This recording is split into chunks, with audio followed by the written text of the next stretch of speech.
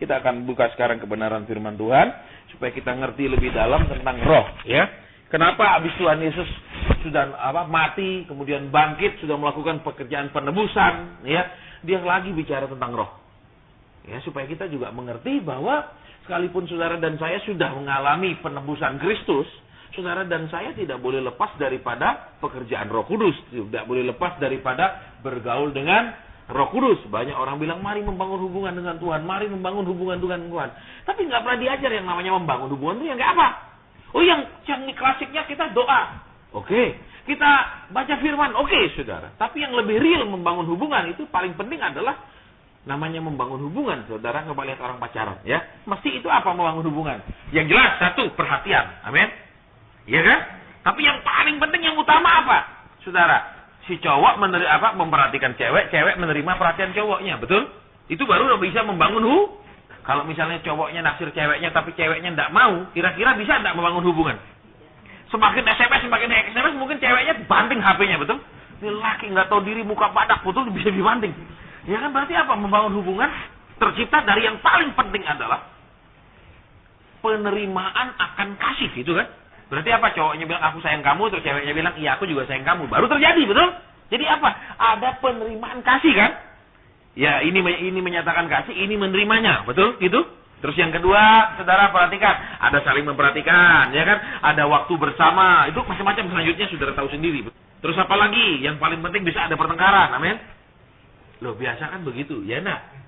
Loh, ada pertengkaran apa? Ini bilang begini, ini ngomong gini, enggak sesuai, salah paham, terdengar. Ini harapannya begini, ini harapannya gini, enggak pas, dengar, ya kan? Ya, dalam hubungan kita sama Tuhan pun seringkali Tuhan tidak seperti yang kita harapkan, saudara. Ya, maka di situ terjadilah perang. Kenapa? Mau maju terus enggak, atau istirahat sebentar, ya toh? Kenapa membalut luka hati? Karena kok Tuhan enggak nurut kita, ya toh? Saudara. Ya, ini nanti kita akan terus dulu. Baik, kita membuka Alkitab. Sudah sampai mana Kisah Rasul? Kisah Rasul pasal 1 ayat 4. Iya. Saya akan baca. Pada suatu hari ketika ia makan bersama-sama dengan mereka, ia melarang mereka meninggalkan Yerusalem dan menyuruh mereka tinggal di situ menantikan janji Bapa. Yang demikian katanya, telah kamu dengar daripadaku, sebab Yohanes membaptis dengan air, tetapi tidak lama lagi kamu akan dibaptis dengan Roh Kudus. Lihat di ayat 6. Maka bertanyalah mereka yang berkumpul di situ, Tuhan, maukah engkau pada masa ini memulihkan kerajaan bagi Israel? Jawabnya, engkau tidak perlu mengetahui masa dan waktu yang ditetapkan Bapa sendiri menurut kuasanya. Tetapi kamu akan menerima kuasa kalau Roh Kudus turun atas kamu. Dan kamu akan menjadi saksiku di Yerusalem, di seluruh Yudea, Samaria, dan sampai ke ujung bumi. Sampai di sana saja, saudara, kita mau lihat ayat 1 dulu. Pada suatu hari ia makan bersama, lah ia melarang mereka meninggalkan. Jadi kita mau lihat yang penting sekarang apa? Hal ini dikatakan Tuhan sesudah apa? Dia mati, betul? Hal ini dikatakan Tuhan sudah dia bangkit. Berarti apa? Murid-murid hidup seperti masa kita sekarang. Yaitu masa Yesus sudah mati dan sudah bangkit. Lihat saudara, murid sudah ikut Tuhan, sudah dengar firman kan? Betul. Sudah melihat mujizat, amin. Bahkan sudah mengalami mujizat. Contohnya, ibu mertua Petrus sakit. Tuhan datang ke situ, langsung mertuanya sembuhkan. Dia ada yang mengalami, ada yang melihat, ya kan? Sudah banyak hal. Sudah menerima pengajaran. Baik hanya pengajaran umum buat semua murid, maupun pengajaran khusus buat murid. Tuhan Yesus punya banyak sekali pengikut. Ya, paling tidak pengikut Tuhan itu dibagi menjadi banyak kelas. Ya, yang kelas 1, 3 orang murid, Petrus, Yohanes, Yakobus. Ini murid-murid yang selalu dibawa dalam kesempatan-kesempatan khusus di mana murid lain tidak dibawa. Ya, saya cepat saudara karena banyak hal yang Tuhan taruh di hati saya supaya bisa kelar jam 2-an. Ya, kalau saya ngomongnya lambat nanti tidak kelar. Baik. 3 orang murid, ini murid kelas 1. Ya. Contohnya, waktu Tuhan naik ke atas gunung, dia ketemu Musa dan Elia, cuma 3 murid dibawa, sisa murid tidak ikut. Betul. Ya. Jadi ini murid-murid yang khusus, saudara. Istilahnya mungkin kalau di dalam dunia Terus yang kedua, saudara, ke-12 murid. Ya, 12 murid ini selalu mendapat pengajaran yang berbeda, pengajaran yang lebih dalam daripada murid-murid yang lain-lain yang lebih banyak. Ya, contohnya perumpamaan. Ya, kepada orang umum dia tidak jelaskan, tetapi kepada muridnya dia jelaskan arti perumpamaan itu. Sesudah mereka sendirian, maka Tuhan menjelaskan perumpamaan itu. Level yang kedua, 12 murid, pengajaran Tuhan lebih mendalam, pengajaran Tuhan lebih detail. Pengajaran Tuhan tuh lebih terbuka lagi. Kemudian yang ketiga, ada 70 murid Tuhan katakan. Ya, yang Tuhan utus kemana-mana waktu lakukan mujizat. Kita tidak terlalu tahu banyak tentang 70 orang ini. Kemudian saudara, ada orang yang begitu banyak yang ikut Tuhan. Dan kita tidak tahu nama-namanya siapa. Paling tidak dibagi menjadi 4 golongan. Golongan yang terakhir, yang nomor 4 ini adalah orang-orang yang ikut Tuhan tidak jelas, saudara. Ikutnya kapan, sampai di mana, dari mana, tujuannya apa, tidak jelas. Ini yang pertama dulu, Kristen yang nggak jelas, saudara. Ikut Tuhan kenapa? Oh, karena nenek moyang saya Kristen. Ikut Tuhan kenapa? Pacar saya Kristen. Ini nggak jelas, saudara. Ya, jadi kenapa ikut Tuhan? Ya, kita berharap utang kita dibayar. Katanya kalau ikut yang sebelah sana nggak bisa, ikut sebelah sini aja. Ya, saudara, jadi Tuhan tuh dianggap, waduh, kasihan, saudara, ya. Ini. Terus apa lagi? Ya, udah keliling nggak bisa sembuh. Mungkin Tuhan ini yang bisa sembuhkan. Tuhan ini tambal butuh namanya. Ya, nek butuh dicari, nek nggak butuh nggak dicari. Ini kasihan ya. Level keempat ini saudara perhatikan, seperti 5.000 orang yang ikut Tuhan, betul? Dikasih makan ikut Tuhan, dikasih makan kenyang, ingin menjadikan Tuhan raja. Tapi begitu mereka kejar Tuhan Yesus ke Kapernaum, Tuhan ngomong apa? Mengapa kamu cari aku? Bukankah karena kamu makan kenyang? Bukan karena kamu melihat tanda, tapi karena kamu makan kenyang. Jenis Kristen yang keempat ini hanya ngurusi makan minum. Saudara, dengarnya kalau khotbah makan minum, percaya Tuhan akan bikin engkau kaya, percaya Tuhan akan cukupkan, percaya tahun ini tahun terobosan, percaya itu ruwet. Kristen kelas 4 ini, saudara, ya. Jadi KW 4. Ya, saya tidak bilang kelas 4. Kalau kelas 4 lebih tinggi dari kelas 1. Kristen KW 4, saudara. Jadi, apa? Ngomongnya cuman pokoknya ikut Tuhan. Kalau Tuhan bikin kenyang, dia taat. Waktu mereka lapar, Tuhan banyak roti dan ikan. Mereka ingin jadikan Yesus artinya apa? Tuhan, kalau kau cukupkan semua, aku mau taat padamu. Kalau engkau beri semua, aku nurut. Nah, ini saudara Kristen kelas KW 4. Jadi apa? Ketaatannya bersyarat. Saudara perhatikan. Terus apa? Penundukannya sama Tuhan. Kalau kenyang dia nunduk, kalau lapar dia nanduk. Selama semua baik-baik, oh Tuhan, engkau rajaku. Tapi kalau semua buruk, apa aku salah jadi Kristen? Nah ini saudara, ya, KW 4 ini begini jenisnya KW 4. Ya. Terus saudara yang KW 3. Saudara perhatikan, ya. Mereka diutus Tuhan memang untuk melakukan mujizat. Mereka pergi terus mereka pulang. Mereka bilang apa? Guru, iblis pun tunduk kepada kami. Ini orang-orang yang apa, saudara? Dan hidup mereka ditentukan oleh nilai mereka pelayanannya. Kalau pelayanannya banyak, urapannya hebat, mereka nganggap mereka ini orang penting. Tapi kalau mereka sepertinya biasa-biasa, mereka nganggap dirinya bukan orang penting. Saudara, sering saya pun seperti dibawa untuk dijebak dalam kondisi, kalau nggak ada pelayanan, berarti kita ini bukan hamba Tuhan. Kalau hamba Tuhan itu harus super sibuk, hamba Tuhan itu harus terlalu banyak pelayanan, sehingga doa pun dia nggak sempat, sehingga nggak ada bosnya pun dia nggak sempat. Itu baru nama hamba Tuhan. Ya, tapi kalau hamba Tuhan cuma duduk di kaki Tuhan, nyembah, muji, apa itu? Katanya pelayan, mana pelayanannya? Duh, kita itu pelayanan bukan melayani manusia, tapi melayani Tuhan. Saya sering dijebak juga, ya. Banyak kali saya dimasukkan pikiran, kamu hamba Tuhan, pelayananmu apa?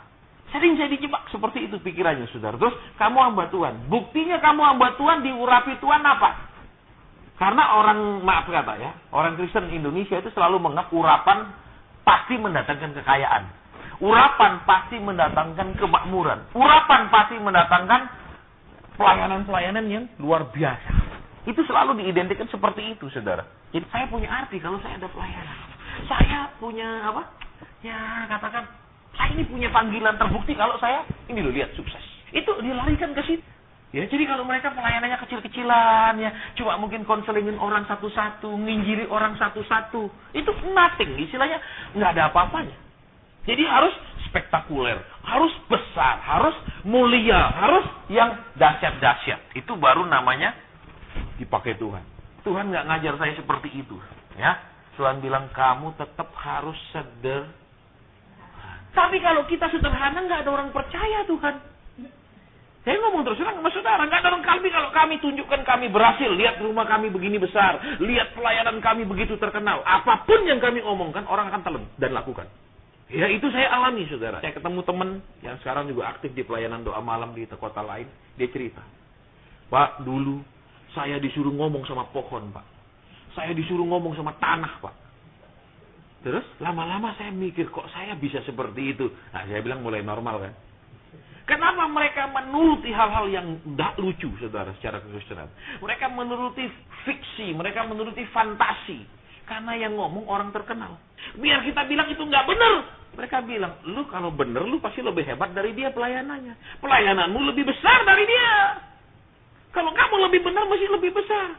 Buktinya kamu pelayanannya nggak ada. Buktinya pelayanan kamu lebih kecil. Jadi yang benar dia dong. Tetap, saudara, orang membandingkan, orang mengcompare kebenaran yang disampaikan oleh hamba Tuhan itu dari hamba Tuhan itu sudah punya aset berapa dan pelayanan sebesar apa.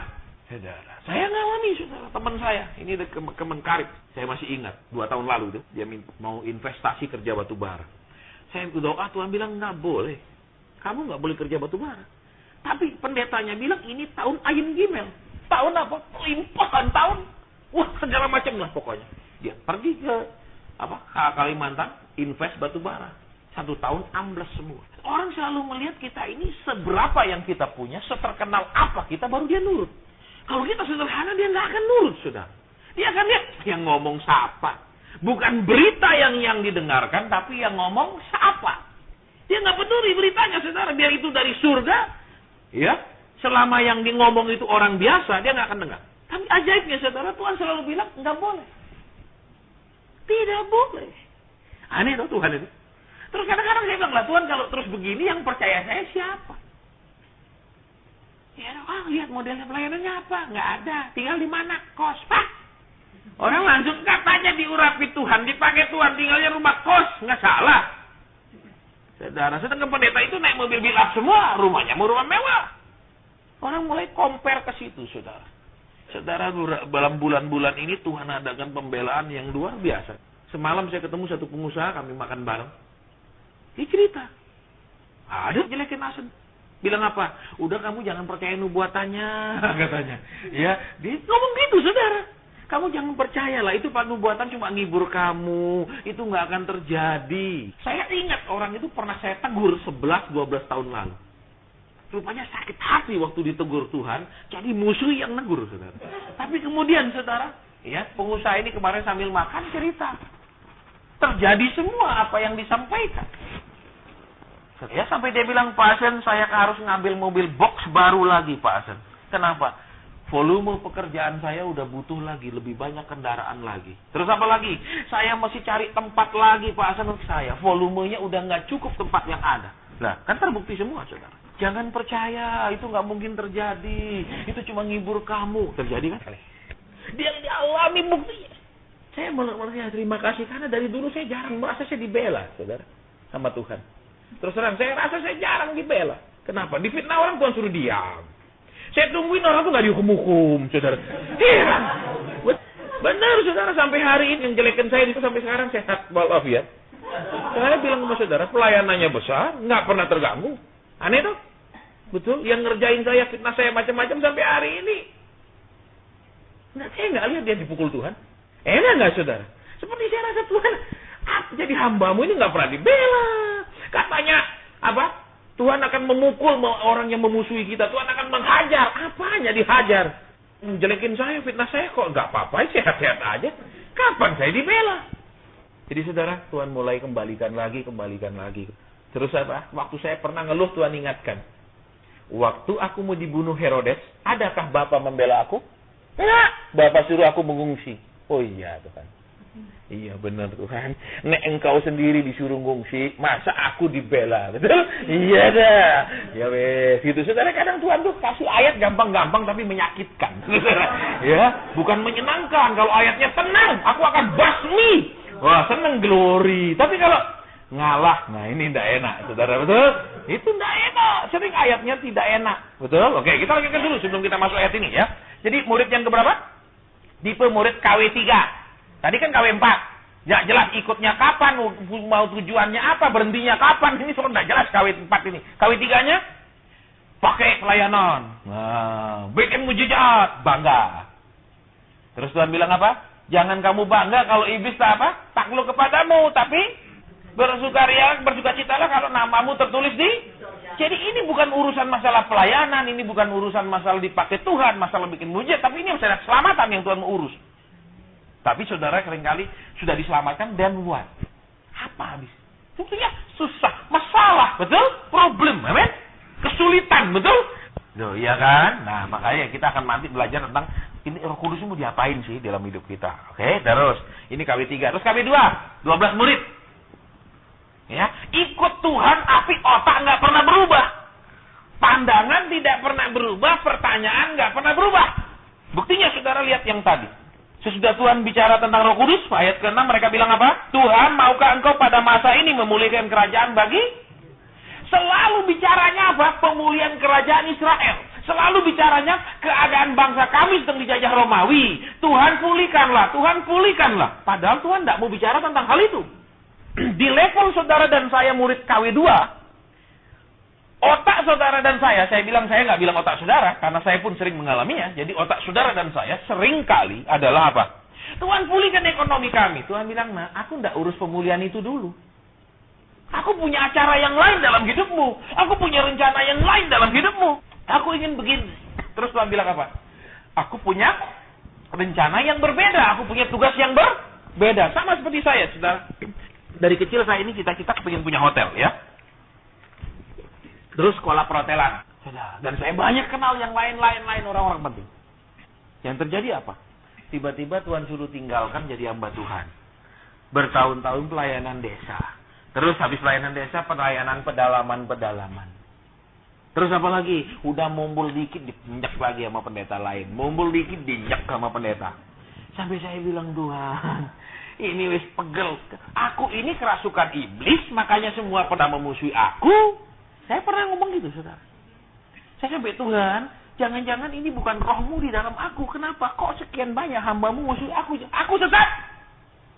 Saya sampai nangis, ini aku kerasukan.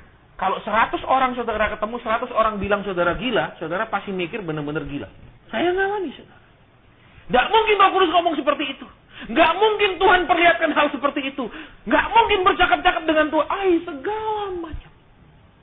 Saudara, maaf, seperti kalau saya kan habis khotbah, kadang saya minta Tuhan, ayolah bicara. Kadang kan Tuhan bicara hal-hal yang mungkin tabu. Misalnya, ya, waktu bicara tiba-tiba Tuhan kasih lihat, maaf, celana dalam.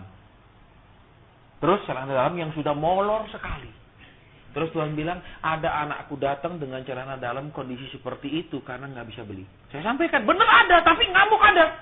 Nggak mungkin itu Tuhan ngomong celana dalam. Waduh, tentangannya gila-gilaan. Sampai saudara, saya nangis. Tuhan, aku sesat. Ini bukan rohmu bicara. Terus Tuhan bilang apa? Aku itu, nak. Jelas aku itu. Tapi Tuhan, mereka musuhi aku, mereka nggak pakai aku. Tuhan bilang, aku yang panggil kamu, aku yang pakai kamu. Mereka nggak pakai, nggak ada urusan. Aku yang pakai kamu. Kenapa? Tuhan pelihara. Tuhan bilang, kamu sampaikan aja. Orang nggak pakai kamu, nggak masalah. Yang penting apa? Gajimu tetap aku kasih. Loh, enak kan? Betul, kerjaan nggak ada, gaji tetap lancar. Enak kan? Daripada pekerjaan ada, gaji nggak ada. Ya, Tuhan sama saya gitu, saudara. Makanya saya nggak peduli. Kalau Tuhan suruh tegur, saya sikat. Nggak mau, ya sudah, jangan ketemu lagi. Nggak pusing. Ya dulu sih pernah kenyat-kenyut, saudara. Ya Allah, Tuhan kalau gini terus piye? Semua berhenti manggil aku terus piye? Oh, ternyata Tuhan bilang apa? Tenang, nak. Aku yang gaji kamu. Udah aman, saudara. Nggak ada urusan. Lu mau undang, lu mau ngawur. Santai, jadi hidup ini rileks, saudara. Betul? Sampai di mana tadi pengikut kelas? Kelas 2. Tuhan, apakah kau ingin memulihkan? Terus Tuhan bilang apa? Lihat jawabannya, saudara. Engkau tidak perlu mengetahui masa dan waktu tetap memperoleh sendiri. Tetapi kamu akan menerima kuasa kalau Roh Kudus turun ke atas. Artinya apa? Kamu tidak usah pikirkan masalahmu, aku punya tugas buat kamu. Enak nggak, saudara, kalau begitu? Nggak enak. Loh Tuhan, ini masalah saya ini. Tuhan bilang nggak usah pikir masalahmu, aku punya tugas buat kamu. Coba bayangkan. Bukankah setiap saudara dan saya kalau punya masalah, inginnya masalah itu yang diselesaikan? Baru mau melakukan tugas yang Tuhan perintah, atau mau melakukan tugas dengan syarat masalah segera diselesaikan. Sekarang Tuhan tidak bicara itu, saudara, lihat. Tuhan ya, dia katakan apa? Kamu akan menerima kuasa kalau Roh Kudus turun ke atas kamu dan kamu akan menjadi sah. Lihat, saudara, Tuhan bilang, aku tahu kerinduanmu, aku tahu masalahmu, aku tahu problemmu, tapi aku punya rencana dan tugas buat hidupmu. Cocok nggak? Nggak cocok. Waktu saya sedang hidup nyaman. Dari kelas 6 SD aku udah nggak minta duit. Kenapa? Lagi nyembah. Tinggalkan pekerjaanmu. Nah ini, Tuhan, aku ini cita-cita jadi pengusaha. Saudara, tinggalkan, saudara bisa bayangkan sakitnya. Kenapa sakit, saudara? Lah kalau kita punya, maaf kata saya mau ngomong, kalau kita punya kedudukan biasa kita tinggalkan nggak sakit. Kedudukan saya, cita-cita sebentar lagi tercapai, kenapa? Terus tiba-tiba tinggalkan semua. Loh ngamuk saya saudara. Kenapa? Pendeta dari dulu ngajar, kalau saya taat sama Tuhan, Tuhan akan nurut saya, betul? Sama toh saudara diajar begitu, betul nggak? Saudara pergi gereja rajin, nanti doamu segera dijawab, amin? Saudara kasih perpuluhan, keinginanmu tercapai, amin? Alias, engkau kasih Tuhan, atau engkau nurut Tuhan, Tuhan akan nurut engkau, amin? Ternyata Tuhan nggak nurut itu. Saudara, bayar berpuluhan, nggak pernah telat. Duh, di mana nyari kayak gini? Hari Minggu, pergi gereja 3 kali. Duh, ayo, saudara bayangkan rajinnya. Ternyata Tuhan bilang apa? Anakku, aku nggak butuh uangmu. Aku butuh kamu. Banyak orang Kristen merasa persembahan lebih penting daripada ketaatan. Persembahan lebih penting dari ketaatan. Makanya saudara yang tidak taat paling senang pengajaran persembahan. Nggak usah berubah, nggak usah tunduk sama suamimu, kasih uang lebih banyak. Nggak usah hidup benar, kasih perpuluhan lebih banyak. Nggak usah berubah karakter, kasih persembahan lebih. Itu paling senang saudara pelajaran begitu. Ternyata Tuhan bilang, aku nggak butuh uangmu. Loh, iya, nggak butuh uang, tapi kan tiap bulan saya kasih banyak Tuhan. Ya menurut saya, saudara, betul? Kalau Tuhan buka perbendaharaannya, apa artinya, betul, saudara? 1 biji debu pun nggak ada artinya, betul? Jadi yang ketiga ini apa, saudara? Sudah ikut Tuhan, terima pengajaran, bahkan pengajaran yang khusus, yang lebih dalam, yang lebih jelas, lebih detail, lebih dibukakan. Tapi otaknya tetap kepada kerinduannya, masalahnya, pergumulannya, keinginannya masih kuat. Ya, jadi ikut Tuhan tuh, saya ikut Tuhan, tapi abis itu Tuhan ikut saya. Tuhan bilang, ini main kejar-kejaran, main sembunyi-sembunyian apa? Ya, saudara. Terus saudara lihat, KW1, 3 orang murid, betul? Lihat saudara, waktu Tuhan membangkitkan 1 orang anak perempuan kecil itu kan, 3 murid dibawa juga, betul? Ke dalam. Ya, jadi apa saudara? Ini murid-murid yang sangat khusus, sehingga apa? Di mana Tuhan lakukan suatu mujizat yang spesial, mereka harus ada di situ. Di mana Tuhan mengalami momen-momen yang khusus, dia ada di situ. Waktu Tuhan punya momen yang khusus dengan Musa dan Elia, betul? Bicara tentang apa? Perjalanannya ke Yerusalem. Saudara ingat, 2 nabi ini bukan nabi yang berhasil, tapi 2 nabi yang gagal. Kenapa? Musa gagal membawa orang Israel masuk Kanaan, Elia gagal melakukan beberapa tugas yang Tuhan tugaskan. Saya yakin percakapan mereka walaupun tidak dicatat Alkitab apa dengan jelas, pasti tentang apa? Musa mungkin bilang, aku pernah gagal. Elia juga bilang, aku gagal. Berarti harus ada 1 orang yang berhasil. Bahkan Tuhan berhasil. Baik, kita lanjutkan lagi. Jadi murid KW1-nya apa? Momen-momen khusus itu ada di situ. Momen-momen yang sangat pribadi mereka ada di situ. Jadi apa saudara? Orang-orang yang punya kekaripan sama Tuhan, orang-orang yang nempel sama Tuhan. Jangan susah nempel. Amin. Oh, susah Tuhan tempel aku denganmu seperti lem Alteco. Amin. Begitu sudah selesai lega, Tuhan ini lem tolong Tuhan kok terlalu lengket. Loh, ya, itu tiba-tiba berubah. Saudara, ya, kalau lagi susah peganglah tanganku. Amin. Tapi kalau lagi senang jangan pegang Tuhan. Ya, aku mau beli apa yang aku suka, jangan tahan. Amin. Makanya, yuk kita lanjutkan sekarang pekerjaan roh. Pekerjaan roh, ya, kita akan lihat kembali, ya. Kita lihat di situ ayatnya. Tetapi kamu akan menerima kuasa kalau Roh Kudus turun ke atas kamu. Murid-murid ini kan sudah hidup persis masa kita sekarang. Masa Kristus sudah mati, masa Kristus sudah bangkit. Tapi mereka harus masuk ke satu masa lain yang namanya masa pengalaman dibaptis Roh. Nah, sekarang kenapa orang Kristen perlu dibaptis Roh Kudus? Pertanyaan begitu. Ingat beberapa hal. Yang pertama, mereka sudah punya firman. Murid-murid ini kan orang Yahudi dari nenek moyangnya. Berarti apa? Kitab Taurat sudah dihafal. Karena kenapa? Setiap Sabat itu dibaca. Mereka sudah tahu. Mereka sudah beragama Yahudi. Mereka tahu perjanjian lama. Terus, saudara perhatikan sekarang. Yang kedua, walaupun mereka sudah seperti itu, selanjutnya adalah mereka punya masalah. Masalahnya apa, saudara? Mereka hanya beragama liturgi. Mereka tahu Tuhan itu dulu buat mujizat buat nenek moyang mereka. Mereka tahu, tapi itu cerita zaman dulu. Itu dulu. Terus apa? Mereka tahu bahwa nenek moyang mereka yang namanya Abraham disebut sahabat Allah. Betul, itu kata firman di perjanjian lama pun mereka disebut sahabat. Mereka sudah tahu. Tapi masalahnya, itu semua masa lalu, saudara. Itu semua cerita dulu. Yang mereka, ya biasa-biasa. Mereka tidak menjadi sahabatnya Tuhan. Walaupun bapaknya, nenek moyangnya sahabat. Mereka ya beribadah liturgis, pergi sinagog setiap Sabat, selesai. Abraham bisa dengar suara Tuhan, mereka nggak bisa sama sekali.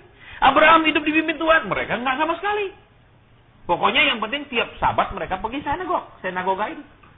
Sudah saudara dan saya percaya, bertobat, dibaptis, saudara dan saya harus masuk level selanjutnya yang namanya dibaptis Roh Kudus. Kamu akan menerima kuasa. Berarti apa? Alkitab bilang, saudara, hanya firman saja tidak membuat saudara bisa lawan setan. Tolong perhatikan, saya mau ngomong dengan tegas. Hanya firman saja tidak bisa membuat saudara melawan setan. Engkau hanya menerima kuasa kalau dibaptis Roh. Iblis hanya berhak dalam hidup saudara dan saya kalau kita bikin dosa. Tolong perhatikan. Selama saudara dan saya nggak bikin dosa, dia tidak punya hak masuk. Tolong diperhatikan ini. Tapi Pak, saya hidup benar, saya pergi gereja begini, tapi kok diserang setan? Loh, namanya saudara dan saya laskar Kristus. Terus kalau namanya laskar nggak diserang bagaimana sih? Roh Kudus itu bukan hanya apa, saudara. Saudara dan saya dengar firman, belum tentu saudara dan saya mau lakukan atau bisa lakukan. Tolong perhatikan. Tidak mudah, tidak mudah. Dan sudah apa? Diam. Bagaimana bisa? Ada kuasa yang melebihi kuasa kita. Yang mau berontak, yang mau tuntut balas, yang nggak bisa terima. Murid-murid sudah diajar firman kan? Sebelum mereka ikut Kristus pun dia sudah diajar firman toh, setiap Sabat. Benar? Sudah ikut pun diajar 3 tahun firman. Tetapi tetap firman itu saja tidak cukup. Mereka butuh Roh Kudus. Saya tahu firman, tapi saya tidak bisa lakukan. Nah, itu perhatikan. Ada yang nggak beres di situ. Berarti apa? Tapi Pak, saya dibaptis Roh Kudus. Kamu menerima kuasa. Kuasa yang dimasukkan kuasa itu apa? Saya akan lihat sebentar terjemahan bahasa Inggrisnya, saudara ya. Karena kuasa itu di dalam bahasa Indonesia berbeda sama bahasa Inggris. Kalau bahasa Inggris ada 2, power and authority. Dua-dua artinya kuasa. Tapi dua-duanya artinya berbeda. Tidak sama kalau diterjemahkan secara hukum. Kisah Rasul 1. Jadi cepat, saya nggak lama-lama. Jadi kita akan lihat bedanya di mana, saudara ya. Ayat 8, baik. Ya. But ye shall receive power. Saudara perhatikan. Ya. Bahasa Inggrisnya katakan ye shall receive power. Bedanya power dengan otoritas. Polisi ketika dia memakai seragam polantas, dia punya otoritas untuk menyetop orang, mengatur lalu lintas, dia punya. Tetapi misalnya sekarang seorang polisi lalu lintas, terus tiba-tiba katakan ada perampokan. Dia tidak bawa apa-apa, cuman bawa pentung. Perampoknya bawa celurit. Bagaimana cara dia menghentikan? Berani dia pakai pentung itu ngejar? Tidak. Dia butuh apa? Senjata. Itulah yang diterjemahkan oleh Alkitab dengan power. Power itu apa? Kuasa untuk memaksa. Memaksa apa? Supaya nek malingi misalnya perampoknya lari, dikasih peringatan tidak, dihajar supaya itu. Jadi apa? Kuasa untuk memaksa, power itu. Beda dengan bahasa Indonesia. Kamu menerima kuasa apa? Tidak jelas. Kalau bahasa Inggris jelas. Apa? Memaksa. Berarti apa saudara memaksa? Baik menghentikan si perampok, maupun menembak si perampok, maupun kalau ngelawan, menghabisi si perampok. Itu bicara tentang kuasa. Saudara bisa memperkatakan firman. Tapi tolong hati-hati, firman bukan mantra. Ya, bedanya firman dengan mantra mesti tahu. Kenapa? Aku percaya Tuhan mencukupkanku. Tapi kalau hidup kita tidak benar, itu jadi mantra. 1000 kali pun saudara mengklaim firman, kalau hidup kita tidak benar, tidak ada kuasanya.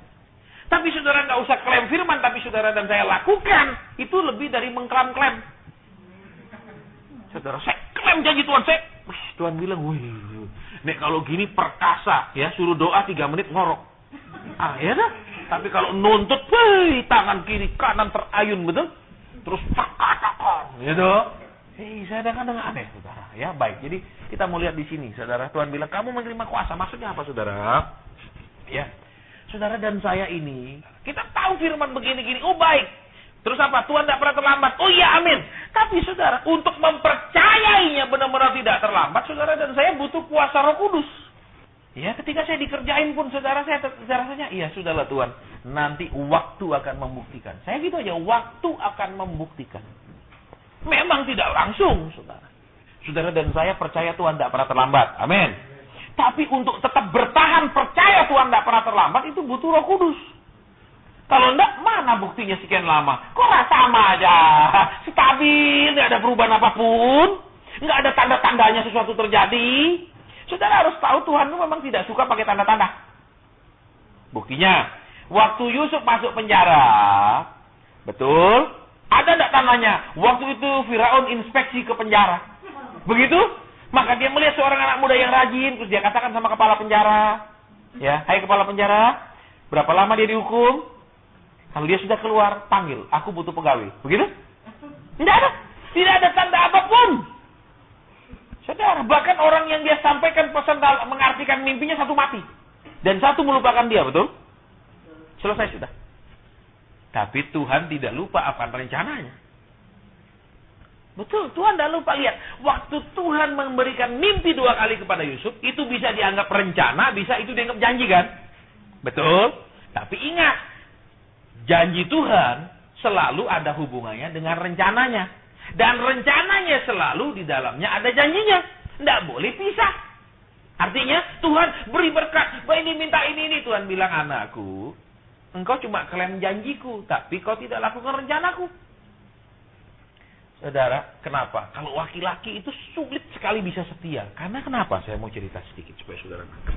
Lihat, ketika menikah, ya, menikah, ini kan usianya muda. Laki belum punya usaha yang besar, berhasil, betul? Wanita masih cantik, gitu, masih umur 20-an kan masih wah gitu. Nah, terus saudara lihat, begitu menikah punya anak kan body berubah segala macam, mana pasti senang enggak senang nek mengandung itu merubah segala sesuatu. Ya, terus saudara lihat. Ya, ini wanita menjadi lebih bertambah tua. Laki ini bertambah kaya, betul? Usahanya tambah besar kalau punya usaha, bertambah besar. Lihat, untuk jadi setia kan lebih sulit. Betul nggak? Ini semakin menua, ini semakin sukses. Coba saudara bayangkan, kan lebih sulit. Makanya jangan heran kalau kemudian apa? Banyak laki selingkuh dan lain-lain karena memang ini jadi terjadi kesenjangan. Kenapa? Dulu sama misalnya sama-sama. Ya sudahlah, enggak apa-apa, kita cari berdua. Kan itu idealisnya nih, baru mau menikah, betul? Nanti cari berdua, amin? Nah, gitu. Terus salah satu nyari, masih ngeluh. Sudah itu lihat, ini menjadi apa? Apalagi kalau banyak anak, betul? Enggak karu-karuan jadinya, betul? Nah, tuh. Lihat, ini bertambah tua, ini bertambah sukses, betul? Lah, kalau lebih sukses laki-laki kan lebih banyak wanita mau, terutama yang materialisme, betul? Yang mata duitan, betul? Betul apa enggak? Terus lihat, waktu dia belum sukses, mungkin dia terima istrinya sebagaimana apa adanya, karena tidak ada orang mau terima dia apa adanya. Bisa ditangkap maksud saya? Supaya nangkap. ini saya saudara lihat. Banyak laki-laki, ya ketika dia masih muda naksir, dia akan bersyukur mendapatkan wanita itu. Kenapa? Karena wanita itu yang menerima dia apa adanya. Betul, belum punya modal, masih ikut orang, masih apalah semua, belum punya rumah, apa pokok rumahnya bilang nggak apa-apa kok aku nggak lihat itu, gitu, ya toh? Nah, terus lihat, sesudah dia sukses, biasanya maaf kata, kalau dia tidak rohani, dia mulai lihat, dulu aku salah lihat. Kenapa? Kok modelnya gini, ya? Kenapa? Karena dia membandingkan dengan model-model terbaru. Iya dong, dia lihat yang itu lebih-lebih. Nah ini kan sulit saudara untuk benar-benar apa setia. Makanya banyak kasus kemudian ketika orang laki itu mulai diangkat, itu mulai ngawur. Karena memang seperti itu kesulitannya sebagai laki-laki saudara. Kalau dia nggak ada duit, maaf kata, perempuan mana yang mau? Loh kalau dia banyak duit, wih, yang nakal-nakal semua mau. Makanya saudara, ya terutama ibu-ibu berdoa sungguh-sungguh buat suami. Ya jangan pikir, oh kita bisa sama Kristen terus. Pasti Tuhan jaga dia, lindungi dia. Itu mesti setiap saat, jangan, ya sudah Kristen, kita ada anak Tuhan, pasti Tuhan bela, pasti lindungi. Doakan juga Tuhan tolong dia, jaga dia. Kenapa saudara? Maaf, saya bilang, laki-laki itu, ya biar punya istri sebagaimanapun cantiknya, tetap kalau lihat orang kadang-kadang bisa noleh gitu. Itu tetap. Saya ngomong sama saudara bukan karena dia mata keranjang, bukan karena dia memang roh najis ada di dalam dia, bukan. Emang saya nggak ngerti lah kenapa Tuhan ciptakan seperti itu gitu loh. Ya, emang seperti itu. Jadi nggak normal kalau laki perempuan nyah. Terus tutup mataku Tuhan. Itu pasti tidak normal. Itu laki yang sudah dikecewakan banyak perempuan. Pasti akan begitu. Dia lihat perempuan, racun dunia. Lihat lain. Ya, itu pasti kepahitan. Ya, saudara pasti itu bisa diselidiki. Udah pasti sudah. Makanya itu. Jadi tidak boleh saudara main. Istilahnya kalau bahasa Inggris bilang take it for granted. Artinya merasa semuanya itu akan didapatkan dengan cuma-cuma. Saudara juga harus doa. Setiap saat. Tidak bisa. Tuhan kau tahulah, sudah tidak pakai doa. Loh kok enak? Oh ya, kita kembali ayat tadi Tuhan bilang, kamu terima power. Power beda dengan otoritas. Otoritas apa? Misal, saudara jadi istri, waktu saudara menikah, saudara jadi istrinya dia, saudara punya otoritas. Otoritas apa? Suatu kuasa yang diberikan karena posisi, itu namanya otoritas. Tetapi power, suatu kuasa yang diperlengkapi untuk berfungsi. Itu bedanya. Ya, saya nggak bisa bahas secara hukum, saudara. Kalau saudara background fakultas hukum, saya bisa kutek secara arti ilmu hukumnya gini, tapi nanti terlalu panjang. Ya, kita selesai jam 3. Yang inti adalah, lihat. Ketika saudara jadi istri, saudara berhak nggak tanya, Pak, kamu berapa penghasilan bulan ini? Berhak nggak? Tapi kalau masih pacaran, yang kamu penghasilan berapa? Loh, kamu mata duitan. Betul, pasti akan gitu, kan? Kalau sudah jadi istri, ya aku mau tahu, aku istrimu. Jadi apa? Engkau punya otoritas. Kuasa karena kedudukan. Oke, terus kedua. Kalau engkau sebagai suami, engkau berhak bilang sama istrimu yang, aku tidak mau kamu kerja. Aku mau kamu jual. Punya, walaupun bisa tengkar. Saudara, banyak laki-laki memang tidak ngerti firman Tuhan. Kenapa? Wanita tidak diciptakan untuk nurut maunya laki-laki. Wanita diciptakan menurut seleranya Tuhan. Tolong perhatikan. Betul. Terus wanita diciptakan diberi tugas oleh Tuhan, bukan oleh suami. Waktu Adam bertemu dengan Hawa, atau Hawa dibawa kepada Adam, apa Adam yang bilang, hai Hawa, tugasmu hari ini adalah 1, bangun pagi, masak. Kedua, sekarang yang kasih tugas siapa? Tuhan. Betul? Maka Tuhan mau harus dikatakan apa? Di Tuhan menciptakan seorang penolong. Jadi Tuhan yang kasih tugas, bukan si suami. Maaf, saya mau berulang-ulang. Ini kelirunya, makanya saudara kalau sudah begini ruwet sekali ngurusi. Kenapa? Kita Kristen, tapi di otak kita budaya. Kita Kristen, di otak kita adat. Makanya saudara maaf ya, kalau kita perempuan muda, ya itu tidak punya kuasa. Tapi yang kuasa adalah mak. Masih dia muda, dia tidak punya kuasa apapun. Tapi begitu dia tua, dia jadi mak. Dia penguasa, karena engkau nggak ada. Coba perhatikan di mana-mana. Semua mak. Makanya, saudara, di bahasa Mandarin itu, mak itu popo. Betul? Asalnya dari polang. Po itu polang. Polang itu artinya ombak. Saudara, makanya bahasa Mandarin itu penuh dengan filsafat dan arti. Ya, dalam sekali artinya. Artinya apa? Kalau sudah tua, kayak jadi nenek-nenek, itu rewelnya tidak berhenti seperti ombak. Tidak putus-putus, itu makanya namanya popo. Ya, makanya belajar dikit bahasa Mandarin. Betul, jangan pergi congkok dibilang, ayah, ini Juana datang. Juana lah loh, dia bilang kalau bahasa Hokiannya. Ya kenapa? Walaupun lu enggak, tapi ini totok-totok. Iya, tapi Juana lah. Kembali ke sini. Saudara dan saya perlu ada rohnya. Kenapa? Dengan ini saudara dan saya tak bisa sanggup tetap percaya. Kedua, sanggup tetap yakin Tuhan itu baik. Lah digini, masa baik? Digini, ngalami gini, apa sih baiknya? Saya pun pernah tanya Tuhan. Katanya kalau jadi hamba dibela. Apanya dibela? Orang yang jelek-jelekkan saya lebih sukses pelayanannya, bahkan tambah sukses. Saya pernah. Ternyata kalau saya pikir juga ada baiknya. Kenapa? Kalau semua yang jahat benar-benar langsung dihukum Tuhan, maka banyak orang terpaksa baik, pura-pura baik. Kenapa? Karena takut dihukum. Bukan karena benar-benar ingin jadi baik. Cuman karena takut kena hukuman. Saya pernah juga doa Tuhan, kok tulus melayani engkau tidak enak ya? Saya pernah, saudara. Semakin tulus, semakin tidak enak. Semakin kita dimainin orang. Kita lanjut. Jadi, lihat, menerima kuasa. Saudara perhatikan. Dan kamu akan menjadi sah. Lihat. Saudara, banyak orang bilang, Tuhan, Berkati aku. Supaya apa? Menjadi kesaksian. Terus angkat aku supaya menjadi kesaksian. Saudara, seringkali saudara orang Kristen itu berpikiran selalu kesaksian bicara tentang berkat. Bukan tentang kemenangan dalam pergumulan. Bukan tentang iman dalam pencobaan. Bukan tentang ketaatan dalam penderitaan. Bukan. Bukan itu kesaksiannya maunya. Lihat, tahun kemarin aku naik mobil Cherry. Tahun ini ganti Innova. Ya, lihat tahun depan Alphard. Nah itu dianggap kesaksian. Saudara, lihat ayat di sini supaya saudara dan saya tangkap. Jangan merasa begini. Tuhan, kalau ekonomiku kayak gini, mana bisa jadi kesaksian? Saudara, bisa. Betul? Jadi saudara coba kita mau perhatikan lagi ayat ini hari ini. Supaya kita mengerti apa? Tuhan tidak bicara engkau akan menjadi saksi lewat ekonomimu, kekayaanmu, berkatmu, usahamu. Tuhan tidak bicara itu di sini. Tuhan bicara tentang apa? Kesaksian ketika saudara dan saya apa? Tadi bertahan dalam penderitaan. Betul?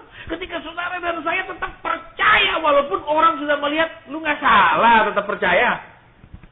Mungkin kau masih salah, mungkin keliru. Saudara, ya saya masih ingat kan ada satu orang dia bilang, Pak, suami saya udah sekian tahun hilang, pergi sama perempuan lain. Terus saya mau pulang aja Pak ke rumah orang tua saya. Dia bilang sebentar, doa, Tuhan, engkau setuju nggak dia pulang? Tuhan bilang tidak. Suaminya akan pulang. Ya, saya bilang, Tuhan bilang, tidak. Tetap tinggal di rumah mertuamu, suamimu akan pulang. Tapi sudah sekian tahun, Pak, nggak pulang. Suamimu akan pulang. Pulang tuh suaminya habis itu. Tuhan bilang suamimu pulang. Yang suruh suamimu pulang apa saya? Saya nggak tahu nomor teleponnya. Tuhan yang suruh suamimu pulang. Ngapain kau cari-cari saya lagi? Nggak usah bilang terima kasih sama saya. Kadang-kadang orang keliru. Mereka berterima kasih sama hamba Tuhan, tapi lupa sama Tuhan. Terus hamba Tuhan dengan bangga, iya saya doakan. Saudara dan saya doakan kalau Tuhan tidak kerjakan mau apa? Itu semua omong kosong kok. Saudara, saya dididik Tuhan seperti itu, saudara. Ya sering Tuhan bilang, kalau kamu doa aku tidak lakukan mau apa? Iya benar Tuhan. Terus, yang siapa yang dapat upah? Yang doakan apa yang lakukan? Ya yang lakukan, yang doakan cuma pakai mulut kok. Saudara, jadi kembali ke sini. Apa? Keadaan saudara misalnya sangat berat, tapi saudara tetap setia. Itu kesaksian. Orang lihat keadaan kayak gitu dia tetap setia. Itu kesaksian. Terus apa lagi? Seperti sudah tidak ada alasan untuk taat, tapi kita tetap taat. Itu menjadi kesaksian. Saudara, 16 tahun saya tidak punya uang itu, pelayanan kan jadi kesaksian. Sering saya ketemu hamba Tuhan, mereka cerita, Pak, saya sudah 4 tahun pelayanan, tetap begini. Saya cerita, saya 16. Dia bilang. Langsung dia rasa lega, hilang rasa penderitaannya. Kenapa? Ada orang lebih parah. Saudara, jadi itu kesaksian. Saudara, ada lagi Pak, saya bilang, saya lebih lagi. Oh gitu ya Pak. Dia cerita gini, saya tidak tambah-tambah kan itu saya alami. Saudara, 16 tahun nggak punya duit. Tahun 90 aku keluar dari pekerjaan. Sampai 2006 aku meucien. Jadi apa? Bertahan ketika sepertinya tidak ada apapun alasannya. Buktinya pelayanannya begini-gini doang.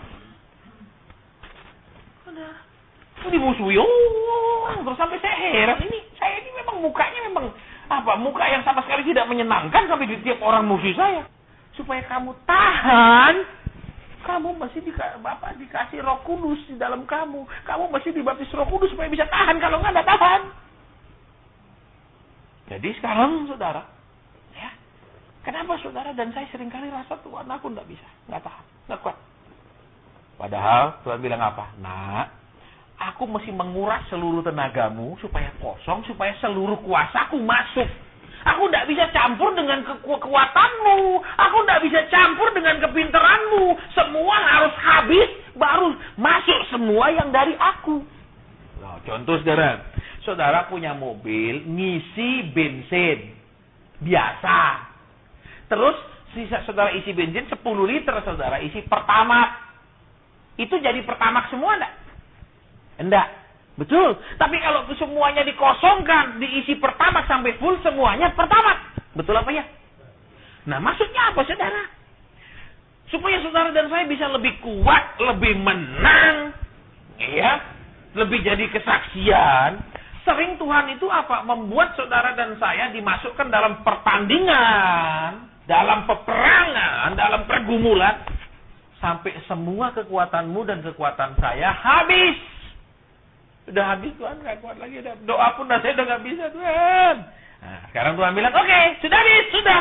Kekuatanku masuk, berarti itu semua kekuatanku tidak campur lagi sama kekuatanmu. Tolong perhatikan. Kalau bensin dimasukkan katakan 30 liter, sisanya masuk pertamax, itu pertamaxnya berapa persen? Tidak 100% kan? Betul. Tapi kalau tangki kosong semua masuk pertamax, 100% pertamax. Iya apa ya? Jadi saudara, kenapa seringkali kita jatuh bangun? Kenapa seringkali kita babak belur? Kenapa seringkali percaya dan tidak percaya? Kenapa seringkali katakan beriman kemudian goyah?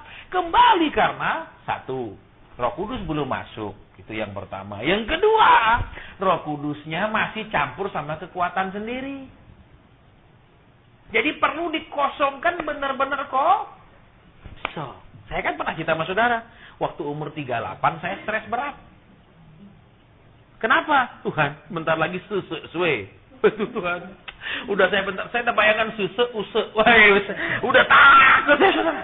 Wah, Tuhan. Kenapa kalau udah 50-an terus enggak punya apa-apa kan akan apalagi 60-an, betul? Ya enggak, itu 60-an sudah mulai tua, ya itu udah kribo, kerja sekeras apa? Saya ketakutan saudara. Tidak bisa lukiskan bagaimana ketakutan saya waktu umur 38 membayangkan saya masuk umur 40. Kenapa? Saya bandingkan, Tuhan umur segini nggak punya apa-apa loh sampai sekarang Tuhan. Enak saudara. Enaknya di mana? Enaknya sesudah ada hasil. Sebelum ada tidak enak. Saya bilang, wah rasanya seringkali kalau ingat itu Tuhan. Temanku sudah pegang seluruh akar Pasifik Indonesia. Padahal prestasi kuliahnya tidak sehebat aku. Saudara, membawai Novotel, Mercure, Ibis. Saudara, temen itu. Saudara, ya rasanya aku dipanggil engkau jadi apa? Lihat, perlu Roh Kudus untuk bertahan ketika semua keadaan tidak ada satupun yang cerah. Saudara, perlu apa? Roh Kudus. Perhatikan di sini. Ya, saudara tidak menerima otoritas, saudara menerima power. Ya, bedanya otoritas dan power, saudara perhatikan. Polisi dengan seragam doang, perampok bisa tidak takut, tapi dia bawa pistol. Perampok mikir, kalau enggak sikat aja. Jadi apa? Power. Berarti apa saudara? Saudara bisa paksa iblis. Bukan berarti saudara paksa iblis. Coba nomor togel yang Singapura berapa? Enggak bisa. Tuhan yang ketok saudara. Jangan bilang, Tuhan kalau salahku, ayo ampuni. Betul? Tapi kalau engkau telat, enggak ampuni. Ini kan berat sebelah. Amin. Baik.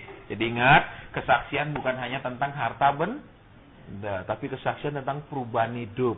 Tentang perubahan perkataan, perubahan tingkah laku. Kesaksian tentang bertahan dalam pencobaan. Tetap percaya walaupun tidak ada yang berubah. Tetap menunggu walaupun tidak ada titik terang. Itu yang namanya kesaksian. Nanti waktunya jadi kenyataan. Jadi. Saudara. Pasti. Ya, tapi nunggu. Jangan ingat saudara, Tuhan tidak pernah ngomong tentang tahun, betul? Waktu saudara dibuatkan tidak pernah kan? Tahun sekian kamu paling Tuhan akan selesai, itu tidak ada tahun bulan. Jangan saudara isi sendiri tahun dan bulannya, tidak laku. Gitu. Jadi tolong perhatikan, jangan isi sendiri. Aku percaya tahun ini. Tuhan bilang, masalah ngisi tanggalnya, kamu tidak berhak. Kita akan rangkum sekarang, ya. Saudara dan saya jangan jadi murid KW4, KW3, KW2, tapi jadi murid KW1. Di mana hal-hal yang istimewa dalam hidup Tuhan Yesus kita ada di situ. Waktu Tuhan ingin nolong orang, waktu Tuhan ingin jamah orang, waktu Tuhan ingin melakukan sesuatu, engkau dan saya ada di situ. Dan menjadi alat.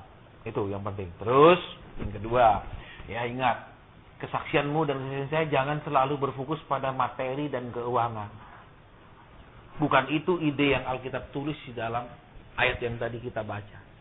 Tapi memang dunia paling gampang melihat kesaksian materi. Kenapa? Dulu naik motor, sekarang roda 6 truk.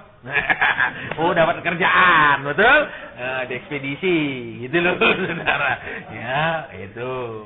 Betul? Terus apa? Sekarang kerjanya naik mobil terus keliling. Tiap hari ada tulisannya taksi. Ya, oke. Itu. Tanam ini, saudara, supaya kenapa? Memang Tuhan pasti akan mencukupkan kebutuhan kita. Alkitab bilang, memang bahasa Indonesianya hilang. Ya, bahasa Indonesia terjemah gini. Tuhan adalah gembalaku, tak akan kekurangan. Bahasa Inggrisnya tidak begitu. God is my shepherd, I have all I need. Artinya, saudara, menurut ilmu ekonomi, kebutuhan manusia itu dibagi menjadi 3. Need, want, and expect.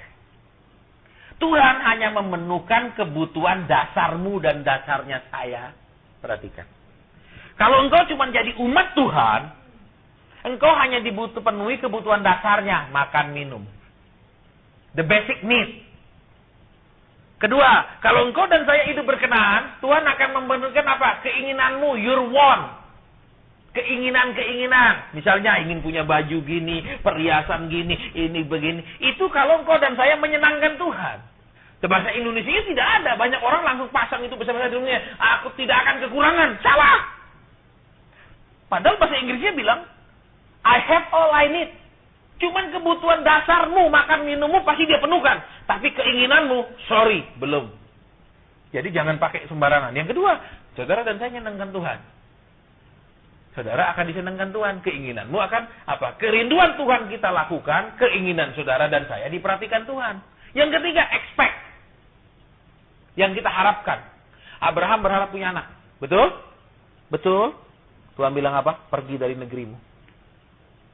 Ya enggak?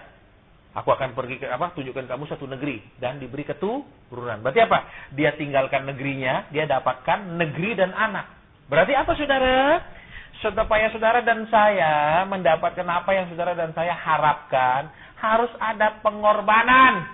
Korban perasaan. Bukan korban uang, saudara, tolong perhatikan ya. Tuhan, maaf kata. Tuhan maha kaya, nggak butuh uang. Bapak di surga nggak butuh uang. Kadang orang nggak bisa bedakan, dia pikir Tuhan terus yang butuh uang. Ya, jadi yang ketiga, expectation. Kita ingin apa? Rumah tangga yang rukun, itu expectation. Itu bukan need, bukan kebutuhan makan minum, tapi sudah masuk ke expect. Ya, rumah tangga yang rukun, suami yang baik, anak-anak yang hidupnya baik, rumah tangga mereka baik, itu kan keinginan, ya kan? Expect. Jadi apa? Ini mesti ada pengorbanannya. Pengorbanan apa? Seperti Abraham, tinggalkan negerimu, dia jalan. Apa? Ketaatan.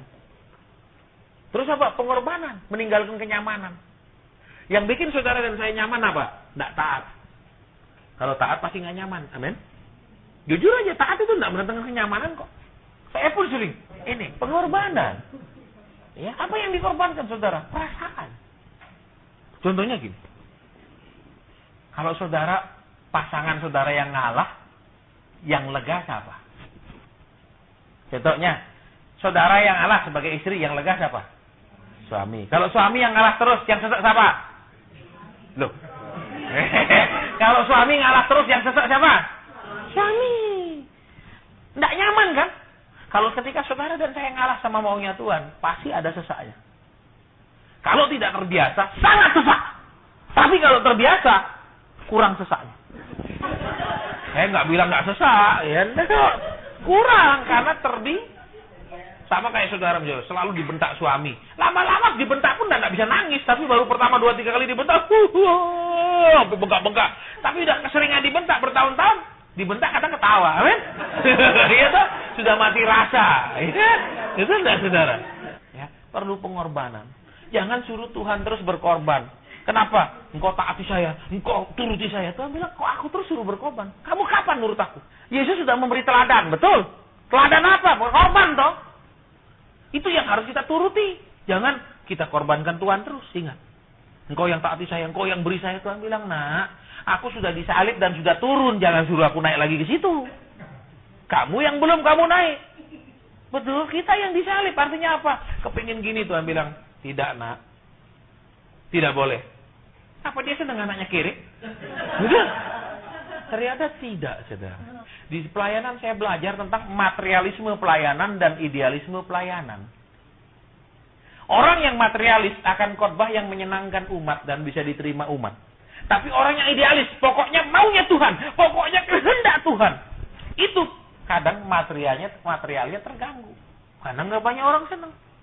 Ini dua alam yang kadang tidak bisa sama berjalan bersamaan kalau dalam pelayanan. Tapi kalau kita terus bertahan seperti Abraham, saya yakin suatu saat sama. Ya, idealismenya tetap terjaga, materialismenya juga tetap diberi. Nah, karena Tuhan kan Dia ciptakan bumi, coba lihat. Semua ada, betul? Emas, perak, berlian, semua ada, betul? Nggak ada kan bikin berlian, kecuali zirkon. Ya, Tuhan semua untuk siapa itu? Coba perhatikan. Untuk danani siapa? Ya, benar-benar hidup mau dipenuhi roh, benar-benar hidup mau dipimpin roh. Jadi ingat kalau saudara-saudara yang sudah dibaptis Roh Kudus, Tuhan sudah memberi kekuasa, power. Berarti jangan terus bilang nggak kuat Tuhan. Kenapa begini loh? Tuhan bilang aku sudah beri. Berarti Roh Kudus yang diberikan kepadamu tidak pernah engkau jadikan pemimpin. Cuma diperintah-perintah. Perhatikan, tidak pernah diperhatikan waktu menggerakkan berdoa, waktu menggerakkan baca firman, waktu untuk melakukan sesuatu. Kalau engkau tidak peka sama Tuhan, engkau tidak bisa jadi maksimal melayani Tuhan. Tidak bisa engkau bisa sampai buat Tuhan terima kasih. Kami tidak ditinggalkan. Sudah ada kuasa di dalam, uang tidak lagi punya kuasa. Tolong tanam. Jadi apa? Pokoknya kita nurut aja sama Tuhan, nurut aja sama Tuhan. Jadi punya kuasa untuk taat. Jangan bapak-bapak mari menyembah dan bahasa roh, tapi nggak taat. Banyak saudara. Orang dianggap apa? Mari kita menyembah, dianggap menyembah itu adalah berbahasa roh. Salah. Lah kalau namanya cinta hitung-hitungan nggak? Nggak ada hitungan, betul? Betul saudara. Ayo, ibu-ibu, bapak-bapak, ada nggak hitungan? Coba, kau bilang sama suamimu, coba yang hitung. Aku ini pagi masak, nyuci, kamu hitung coba gaji pembantu. Berapa? Ada nggak hitungan itu sama suaminya? Nggak ada tuh. Terus jaga anakmu. Ya enggak? Ya apa ya? Sudah kasih anak 3. Coba nek kamu sewa rahim orang lain. Berapa? Loh, ini apa-apaan? Betul? Coba, kalau kamu mau aku yang bayar kamu sakit melahirkan. Loh, enggak mau. Loh, lagi enak. Ya, enggak ada tuh hitung-hitungan kalau cinta. Betul. Nah, kalau saudara dan saya sudah cinta Tuhan, enggak ada hitungan waktunya. Sudah sekian tahun Tuhan, sudah sekian lama Tuhan, enggak ada hitungan. Terus, udah sekian banyak doa Tuhan, enggak ada hitungan. Udah sekian banyak Tuhan kasih orang, enggak ada hitungan. Berhenti melakukan sesuatu tanpa cinta sama Tuhan. Kasihlah Tuhan Allahmu dengan segenap hatimu, dengan segenap kekuatanmu, betul? Tuhan enggak bilang kasih persembahan. Kau kasih tanpa cinta juga enggak ada artinya. Ya, kita akan masuk ke dimensi yang berbeda. Kau beri apapun tanpa cinta nggak ada arti di mata Tuhan. Rasul Paulus bilang, biar aku kasih tubuhku dibakar. Kalau aku tidak ada kasih, tidak ada arti. Tidak ditangkap? Berarti apa? Ayo sekarang, kalau yang sudah dibaptis Roh Kudus, taat sama Roh Kudus. Tapi saya nggak bisa dengar. Sering pasti engkau disuruh baca firman, sering disuruh doa. Pasti, nggak mungkin tidak. Tapi saya nggak pernah belum dibaptis Roh Kudus. Pasti sudah pernah ada dorongan untuk berdoa. Semua pasti. Sudah tahu salah benar, pasti sudah. Tapi tidak lakukan. Itu aja. Selesai.